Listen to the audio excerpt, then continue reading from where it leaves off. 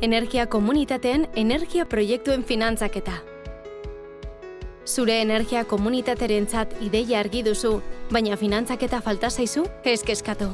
Errealitate bihurtzeko zein aukera dituzun azalduko dizugu. 4 aukera nagusi daude. Funts propioak, maileguak, funts publikoak eta eskema berritzaileak. 1. Funts propioak. Az gaitezen oinarrizkoenetatik, norberaren dirua. Hemen 2 aukera ditugu.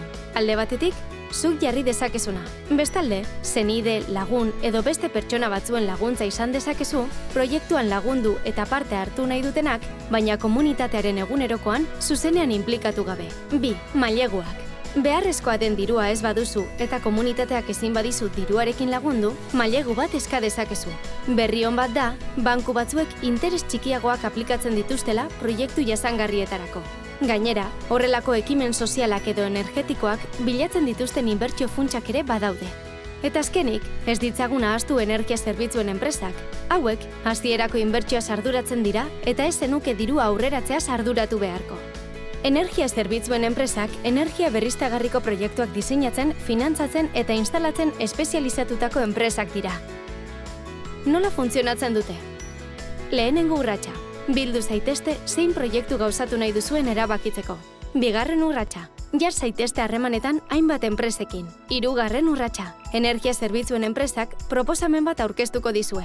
Proiektu teknikoa, aurrezpen zenbatetxia, finantzaketa eta kontratuaren iraupena. Garrantzitsua da jakitea, komunitateak ez duela dena bat-batean ordaintzen. Enpresak inbertsioa berreskuratzen du sortzen diren aurrezkiekin.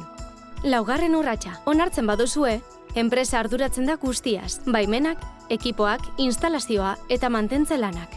5. urratsa. Instalazioa martxan jartzen da. Komunitateak gutxiago ordaintzen du, eta aurrezkiaren zati batek enpresak bere inbertsioa berreskuratzeko balio du.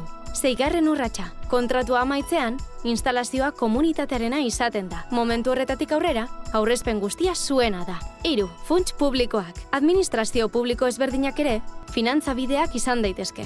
Zuen udalaren, aldundiaren, edo energiaren euskal erakundea, energia dibertsifikatzeko eta aurrezteko institutua bezalako erakundeen, edo Europako finantzaketa iturri ezberdinen laguntzak jaso ditzazkezue. Horrelako proiektuetarako edo energia komunitateetarako, diru laguntza edo laguntza espezifikoak eskaintzen dituzte. Informa zaitez eta egokitu epeetara. 4. Eskema berritzaileak. Azken hauek dira metodo sortzaileenak. 2 aukera posible aurkezten ditugu. Crowdfunding. Finantzaketa kolektiboa da. Non pertsona askok irabaziren baten truke, diru kopuru txikiak ematen dituzten, edo besterik gabe ekimena babesteagatik. Crowdlending. Dohaintza bat izan beharrean, epe jakin batean itzultzen den mailegu bat da. 2 aukera hauek komunitatea hasieratik inplikatu eta inbertsioa banatzea ahalbidetzen dute. Ikusten duzunez, energia komunitate bat finantzatzeko modu asko daude. Garrantzitsuena ondo informatzea, aukera konbinatzea eta batez ere, pauso bat aurrera ematea da.